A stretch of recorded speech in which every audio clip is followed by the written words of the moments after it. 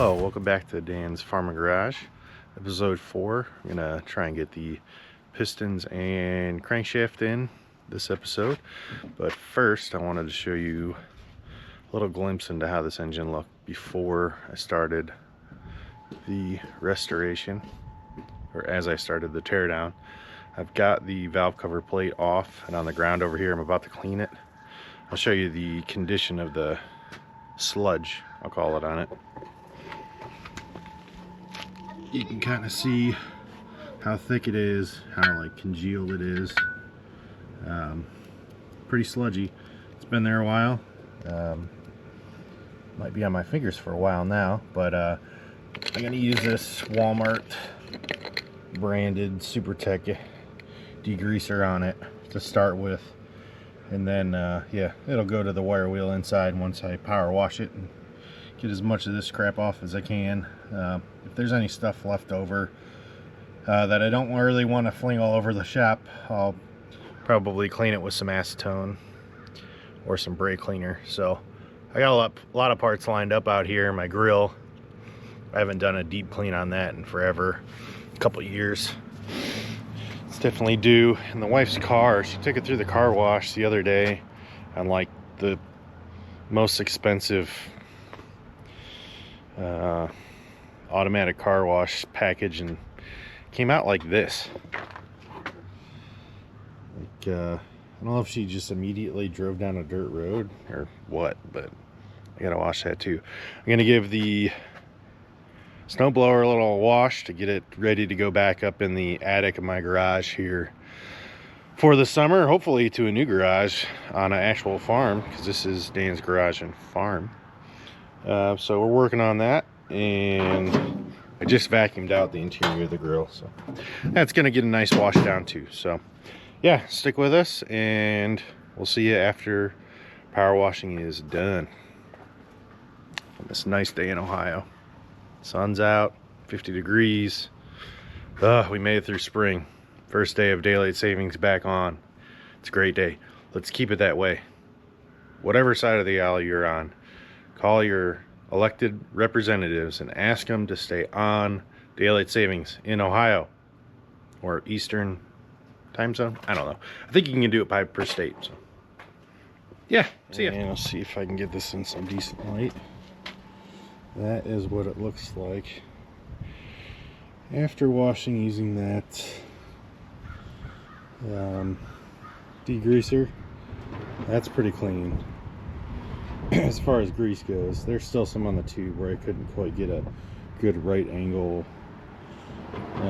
with the spray from the pressure washer in the tube, but I cleaned the tube out pretty good. A whole bunch of stuff came out of that tube. I am glad that that tube has, for the most part, positive pressure pushing air out of the engine as the crankcase vent. So yeah, that's clean, and it's off, ready for wire wheeling. So get that cleaned up. I'll bring it back when we're ready to continue to get our hands dirty. I don't know if you can see how dirty my face is from pressure washing or not. But yeah, that's it for pressure washing. On to more engine work. Back in the garage, a little housekeeping from the last episode. I was unsure of the torque spec for the camshaft nut. Goes on the end of the camshaft to hold the timing gear. I did find a Continental Red Seal L head engine operation and maintenance instruction manual from the Continental Motors Corporation. There's a lot of information in here. I got directed here, or reminded that this was here, by a gentleman named Tom Kumpf. I believe I'm pronouncing that correctly. Sorry if I'm not. On the Facebook group, so I appreciate that. I did find it at manuals.lib.com. So if you're in search of it, I'll try and get it on the Facebook group soon. I'll download it as a PDF and upload it to the files or documents page on the Facebook group, so you can find it there. But long story short, it says when cam gear governor is used with a steel camshaft, torque cam nut to 85 to 90 foot-pounds, or just pounds, it says. So I'm going to go with that. I'm going to get set up, torque that, and we'll move on.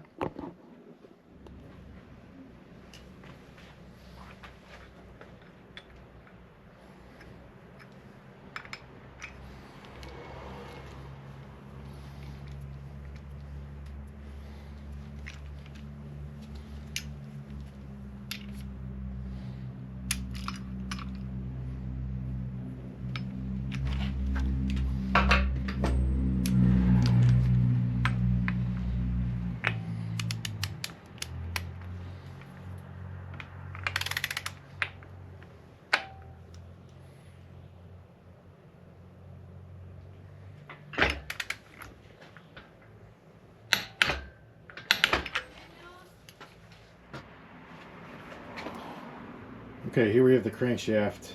The thrust bearings were just right at spec for replacement. I have new thrust bearings. I wasn't sure if I was really going to do this because I was afraid of how hard the timing gear would come off, but it's coming off really nicely. I just used, picked up this slide hammer from AutoZone. It's a free rental, so I figured why not give it a shot. You have to go behind this I guess, I don't know if that's an oil slinger or what, but you got to go behind it, because when this is all pressed up tight against this shoulder, there's not enough room to get the teeth of the puller back behind the gear. So kind of show you how I started it, just like this, and it really came off really a lot easier than I thought.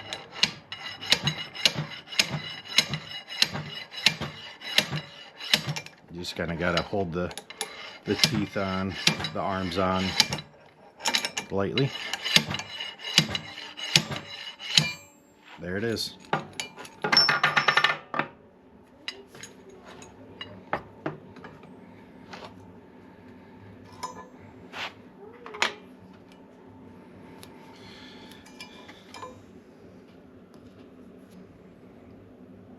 Get this stuff cleaned up and we'll put on the new ones. But yeah, the grooves kind of face each other.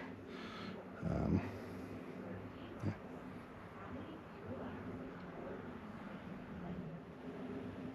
Okay, it's been a few days.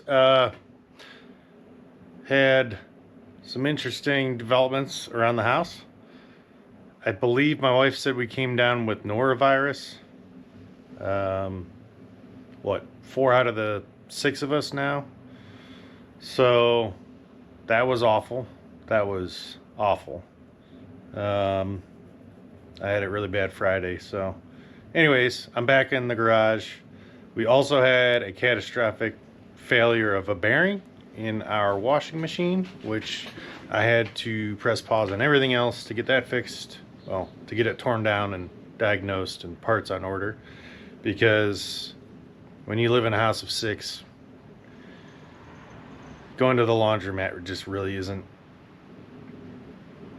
yeah, it's not good. So, yeah, there's the drum all torn down. Seal failure, water got into the bearings failed. The bearings say China on them, surprise, surprise. So, seal is probably also from China. The washer's 10 years old, it's a Samsung. Whatever. Anyways, that's not about the tractor. Here we are back in the tractor. I did a little bit of measuring this morning. Compared the old thrust bearings to the new. It looks like there is about a 3 to 4 thousandths difference between them in thickness. So what I measured before I took it out was about 11 to 12 thou of end play. The service manual says you're good up to 11.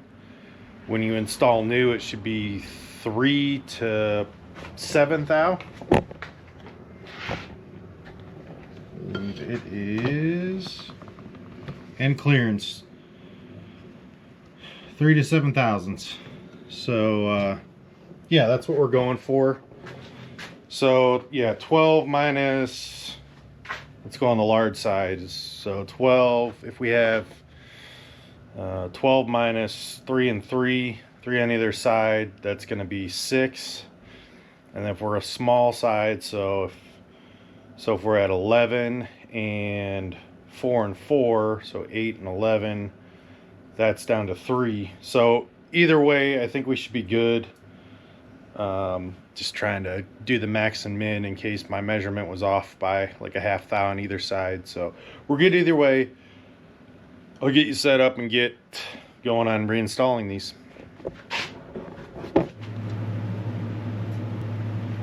Okay, I've checked shaft end play. It was a little bit too much still. I took off the timing gear and removed a shim between the journal and the keyway portion of the shaft to allow the timing gear to and the thrust washer to sit a little bit closer to the thrust bearings. So now I'm going to reassemble it in the engine. You do have to check the end play with the crankshaft assembly fully assembled, as far as everything on the keyway portion of the shaft, because your starter nut, I guess you call it, sandwiches everything together and will give you your true end play once everything's assembled and preloaded.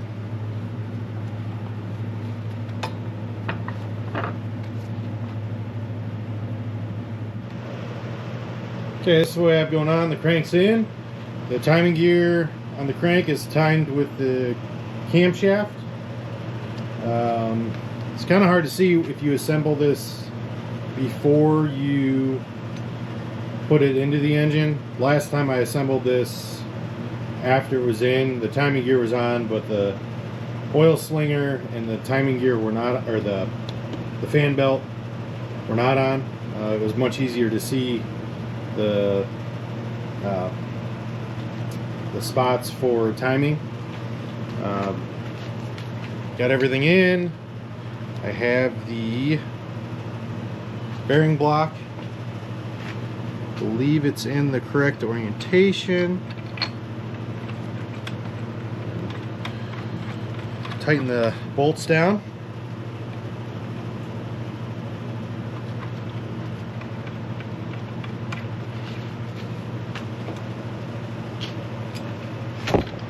Gonna snug them up.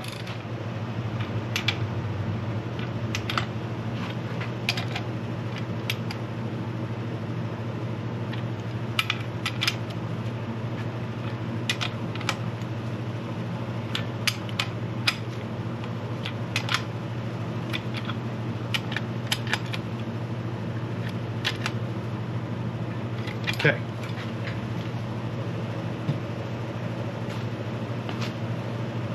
Give the crank a slight tap. Now, to check end play and get all the play that way. And then find my feeler gauges. Okay, got my feeler gauges.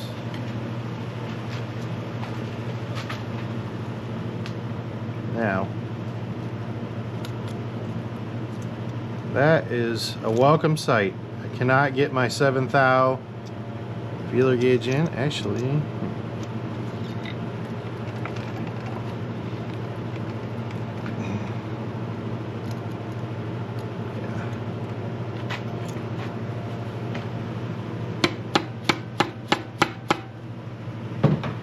that on this side.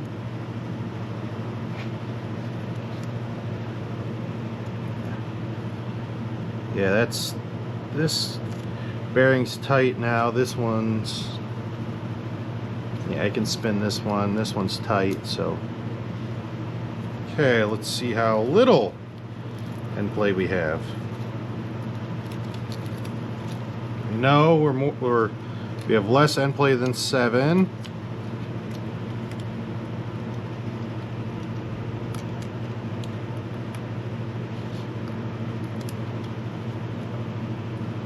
And get my 3 in.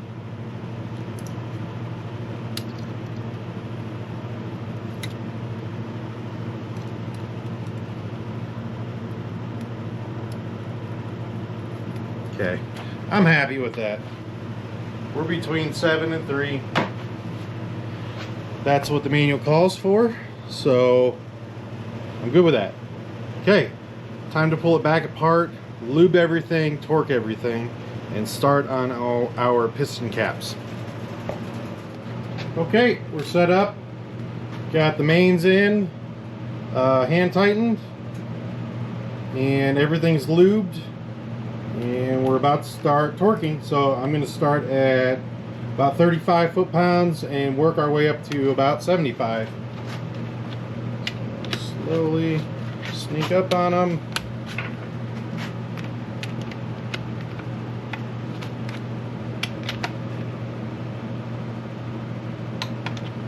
Go. We started.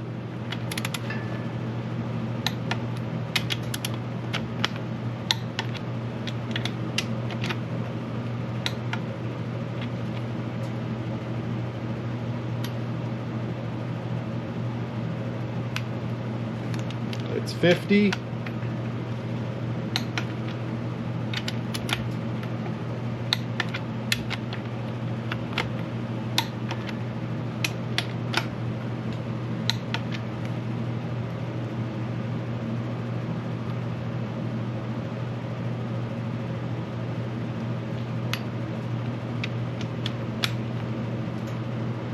$65.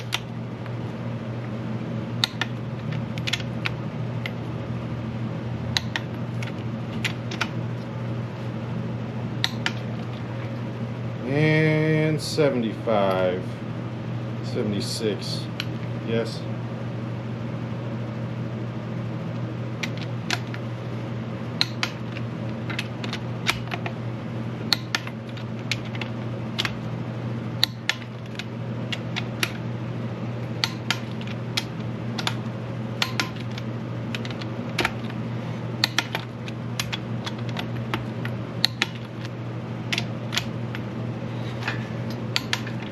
Crank is done.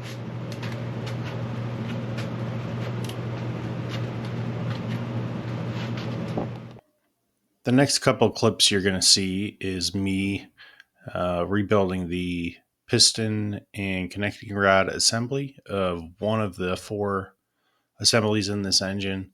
I did it kind of intermittently with rebuilding the crankshaft assembly and working on the end play and all that stuff. So I didn't want to mix it in with that whole train of videos.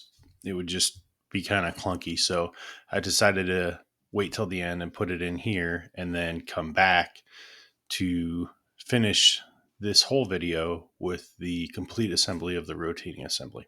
So keep watching. Okay, I got all the parts out on the bench here for piston number 4. The rings, the bearing kit, the rod, the pin. So when I got this, like I said, I tore it all down. One of the things just wanted to make sure I replaced was the pin bearings. Hello, Daddy. Hi. And I did that. Pressed in new bearings. I pressed out the old bearings. Okay, like I was saying, pressed out the old bearings. I made a little tool to press out the old bearings It's just a bolt. I took the hex off that fit clearance through the hole for the bushing, the bearing, but it still has a shoulder that caught bearing itself. And then I could just drift this out, and it took the bushing with it. That's Charlotte. So then the new bushing or bearing needed sized, and I looked for new pins, and it was awfully hard to find new pins. I found used pins on like eBay. I really looked over these pins and cleaned them up with the brass brushes and measured them a million different places and didn't really find that these were bad. So I just decided to reuse the pins. So what I did was I bought this, I believe it's called a flex hone. Here, I'll show you a picture of it. Flex hone. This is 400 grit, and it is the 0.551 inch size for the diameter. So once I got this and I got the new bearing or bushing pushed in, I held this in my vise and I used some 3-in-1 oil and just honed it, and it took forever. I mean, it took forever, but I honed it and honed it and honed it with this. I really took my time, and you'll get used to it and realize how many strokes you want to use per time you want to check the fitment with the pin. I think I did 30 in and out cycles, and then I would check fitment with the pin. And like I said, you really want to sneak up on this sizing. So the manual calls out 3 10,000ths, so that's 3 zeros and then a 3. So yeah, I would hone it about 30 cycles, and then I would check fitment. I would clean it out with brake cleaner or acetone, and then I'd take the pin and try and fit it in. So like I said, the manual calls out 3 10,000ths fitment. It should be kind of hard to press it in with everything, with the clearances. This one fits in a lot easier one way than the other. But you can kind of see it's pretty hard to push in, and that's what I wanted to start with, because if you think about it, this is used, so this middle surface that rode inside the old bushing is going to be worn more than the outer surface that was in the piston.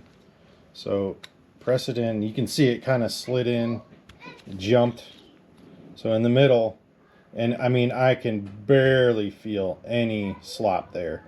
So I'm gonna run with that and see how it goes.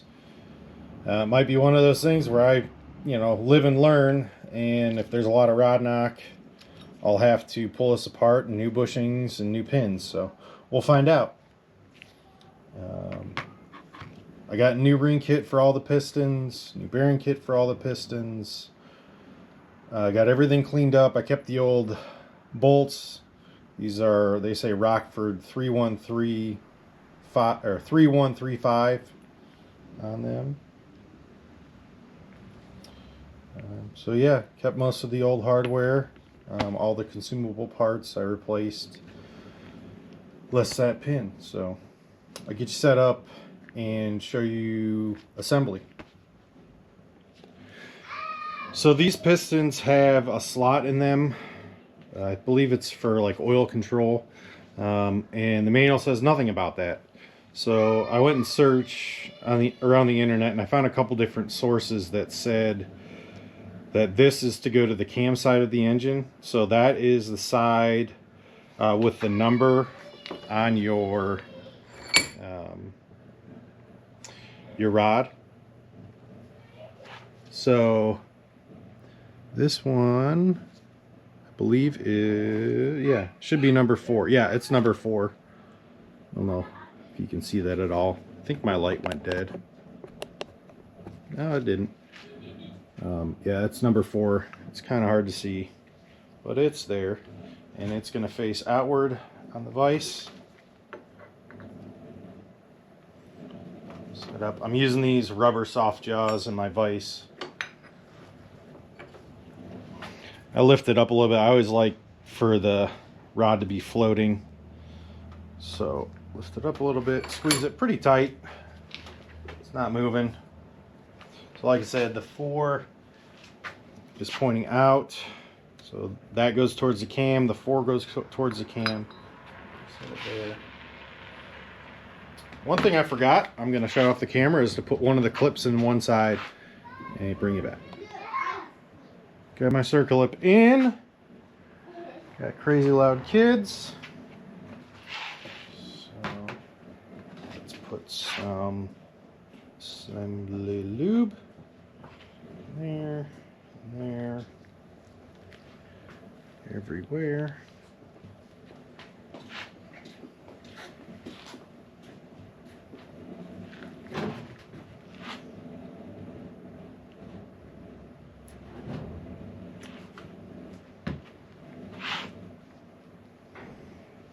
This is where the job gets a little messy.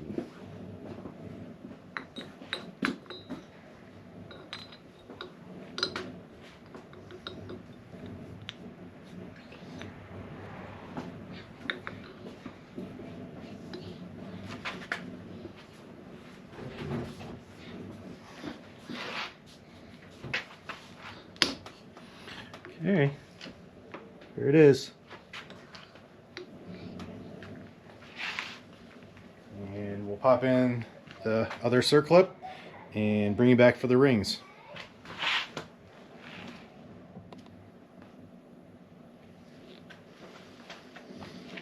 Okay, now we're putting on the rings. So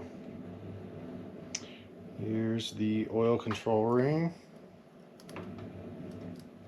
Just gonna spread it out by hand. Pretty easy, pretty self-explanatory. Here is the bottom, or a ring, oil control. I don't know, I guess these are, I don't know what these are called. The retaining ring, the capturing ring, the wiper, I don't know.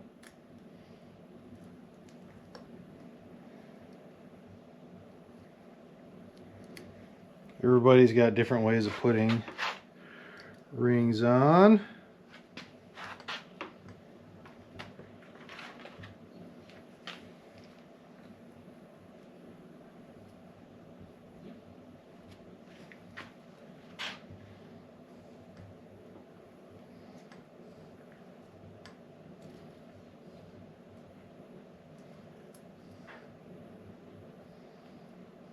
Just kind of jump it, hopscotch it down until it's in place.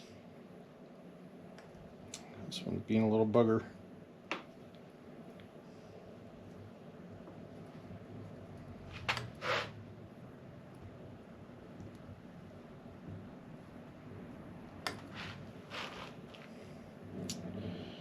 Come on.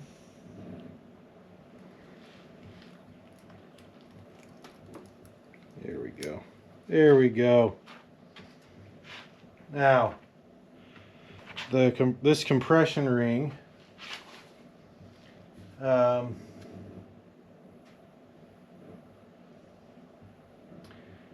says it has a pit on it,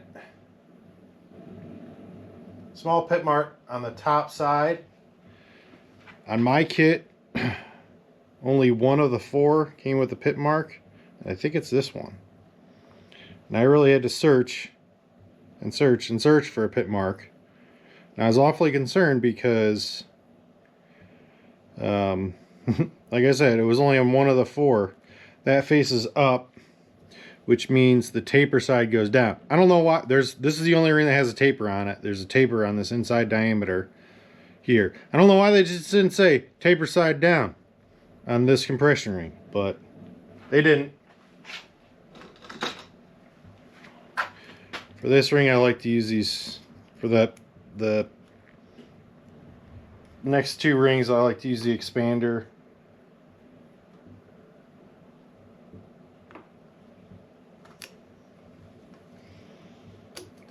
There we go. And the last one, chrome ring on top. It doesn't have a taper. It can go on either way. Nothing special.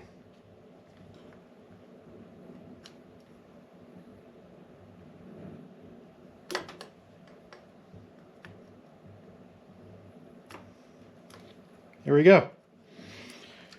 Rings are on, pin is in. Hard part is done with the piston. So we'll flip it over and put the bearing in. I'll get the bearings out and clean them off with some acetone and get back with you.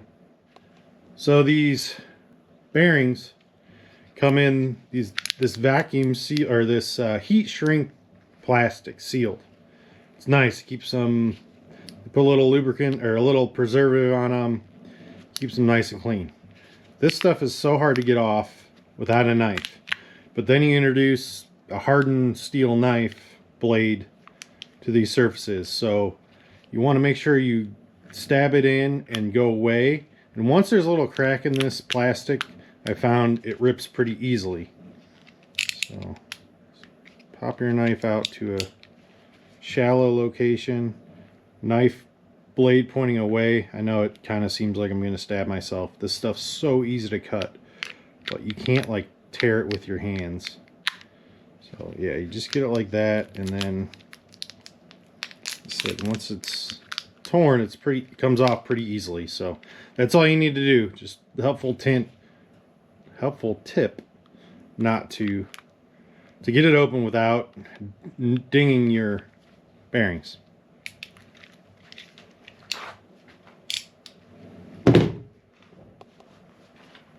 Okay, I got the bearing in, cleaned, and put in. I like to assemble the cap to the rod and just give it a little light torque just to make sure the bearing is seated in there correctly in both halves. I did put a very light coating of 3-in-1 oil on the bare metal surfaces under the bearings before I put the bearings in. Yeah, just the way I like to do things. Some people say no, absolutely no oil. Some people say thick assembly lube. I kind of like to go in the middle with the 3-in-1 oil. It's very thin. I have confidence it'll spread out and not have significant thickness when assembling that would mess up your torque values when you're torquing these. I think the theory is that if you have too thick of an oil in here, it doesn't squeeze out when you torque, and then over time it'll seep out and you'll lose. It'll kind of act like a spring, and it'll the system will act like a spring instead of a rigid system, and that'll soften your torque on your bolts. So I like to go in the middle. I like to have a little bit of oil for ease of removal next time if they ever come out. Hopefully not, but that's what I like to do. Now I got to take the cap back off. So for reassembly in the engine. Now this engine is kind of strange, or unique, I'll say. This is the only one I've ever seen where the diameter of the connecting rod, where it connects to the journal on the crank side, is a larger width than the diameter of the piston. So they have to go in from the crank side to the bottom of the engine, the piston does, with the rod attached. It's, like I said, it's pretty unique to me. I think it says somewhere in the manual that you can take the pin out, take the piston off, put a ring compressor on, put the piston in the top of the engine, and then actually no, don't put the ring compressor on. Put the piston in just shy of the pin and feed the rod in from the bottom of the engine, put the pin through, put the circlip on, and then put the compressor on. It also says you can just put it in from the bottom of the engine all assembled. So that's what that sounds way easier than those gyrations. So that's what I'm going to do. So, all right, got called in for dinner, so I'm going in, and I'll catch you in a bit. Okay, got the last piston rod assembly in place. The number 2 rod piston assembly is going in. Yeah, I got the ring compressor on. The manual says you don't really need it. More cat hair or dog hair, lovely. You don't really need one of these. There is a taper at the bottom of the piston that kind of acts like a compressor. I don't know if I really trust it. I think actually the tool kind of holds it up a little bit, so that taper does do some work, but I have it. I'm just more comfortable using it.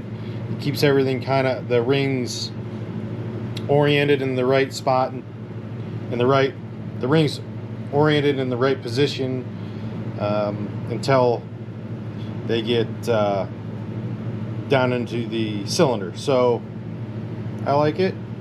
It helps me align it. The numbered side is towards the cam.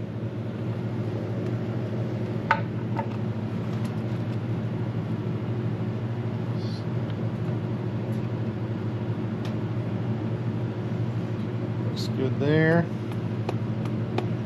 Start to give it some love taps.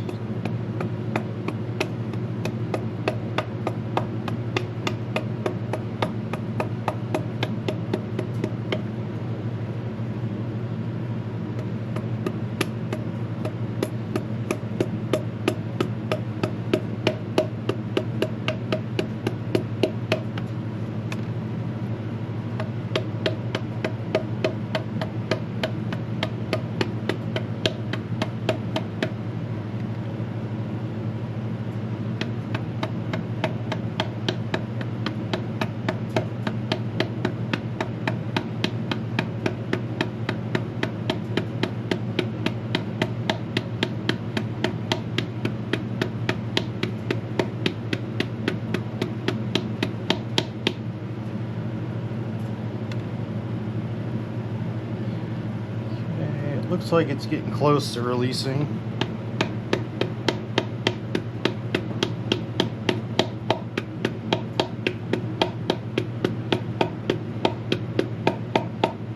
Although, I don't know if it's stopped. Kind of seems like we hit a hard spot, which, okay, I'm kind of scared of something now. I'm gonna pull it back out and see what we're stuck on. Not stuck on anything. Well, I don't think.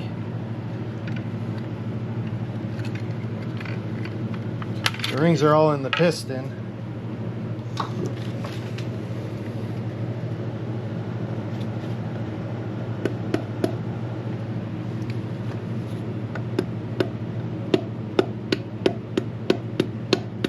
There we go.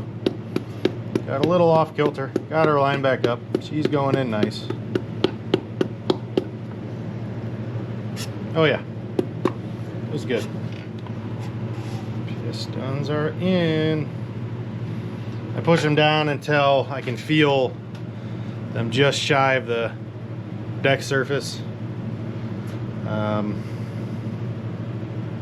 Yeah, I guess that means we're ready to clean up and put the crank in. So I'll bring you back for that. Okay, now we've got the end plate done, and we've got all of the piston and rod assemblies installed, and we're going to jump back into the final assembly of the crankshaft. Okay, we're going to start the caps for the rods. I've got 1 and 4 in. Can you see? Can you see down there?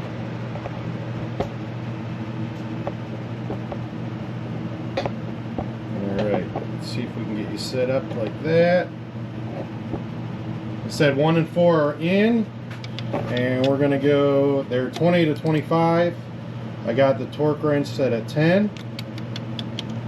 Once again, I want to sneak up, just using feel in the wrench first before I get to 10 to go evenly.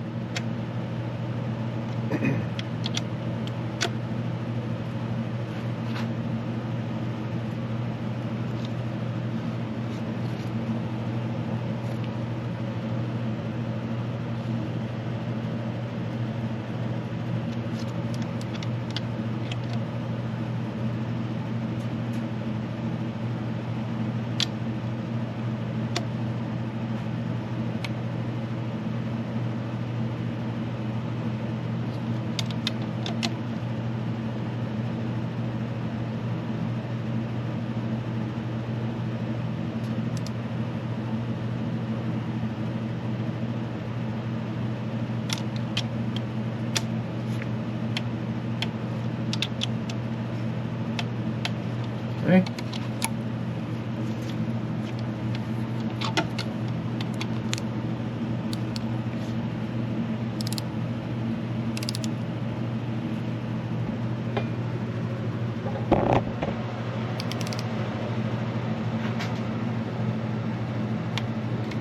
Did you hear it? It's really quiet.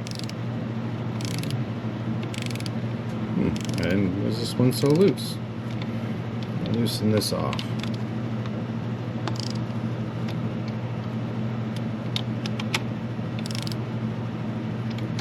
Okay, felt that one tighten up.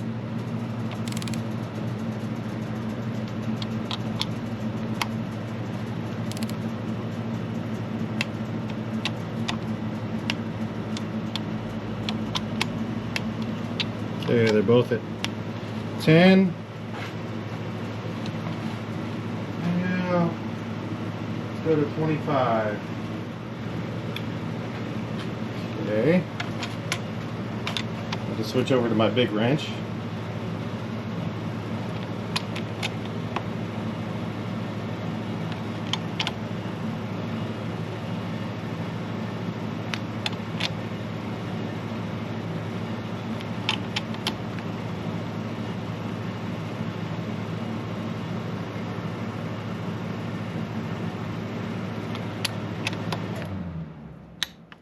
There it is. And there's that one.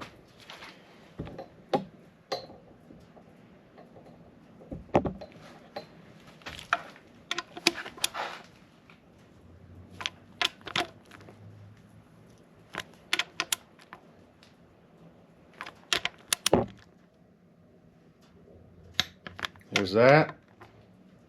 And that one. All right.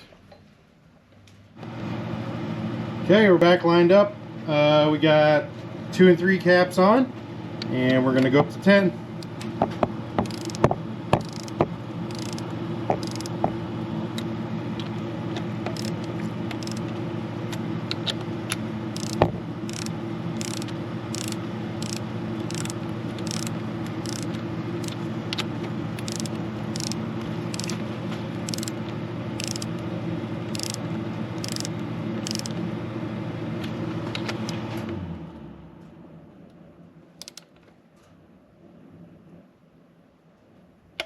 Two is the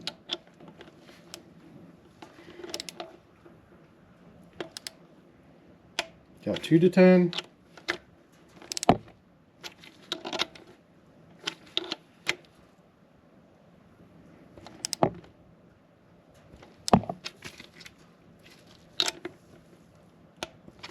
And 3 to 10. Okay. Going up to 25.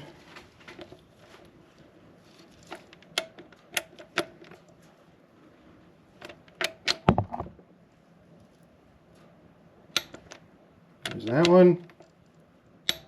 There's 2. Last cap.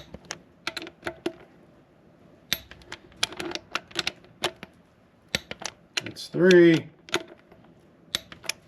We're done. Rotating assembly is done. Man, that feels good. It's been a long time coming. It feels like with everything going on around our house and family, it feels good to get something accomplished again. So yeah, you heard all the clicks. I'm going to call this a rotating assembly. Let's give it a spin around.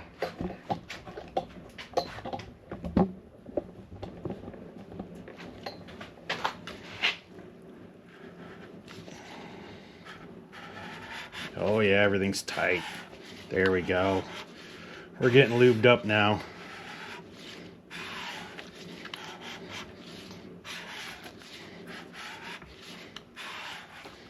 All right. This feels good. All right, with that, yeah, I'm just so happy. I'm going to call this an episode. I'm going to call it a rotating assembly. I know I don't have the oil pump on, but the fun stuff's in. So between now and the next episode, I'm going to be doing a bunch of cleaning to get the valve cover ready, get the head ready, manifold ready. Maybe not the manifold. Maybe we'll paint before the manifold goes on. Front and rear cover. Yeah, there's going to be some cleaning. Some of the stuff's already cleaned, but yeah. I'll see you again next time. Thanks for joining.